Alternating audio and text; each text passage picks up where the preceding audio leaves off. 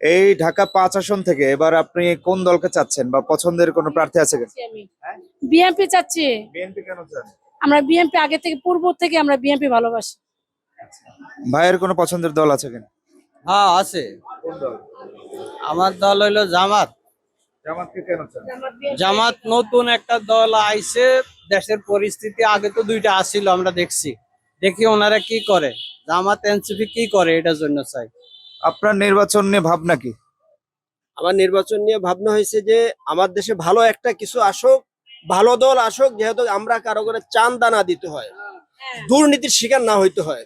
এই জন্য আমরা চাই সব সময় ভালো একটা দল আসুক, এটা সবসময় আমরা চাইতেছি। তো এর মধ্যে এটা আপনারাই দেখতেছেন, ভালো কে কে চান্দা নিবে না।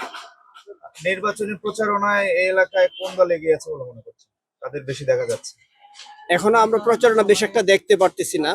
তো সামনের দিন আসুক, দেখি কার প্রচারণা বেশি। তবে আমার মনে হয় তো দুজনের নবিউল্লাহ নবীর চেয়েও মনে হয় তো কামাল ভাইয়ের একটু ভালোই দেখা যাইতেছে মনে হয়।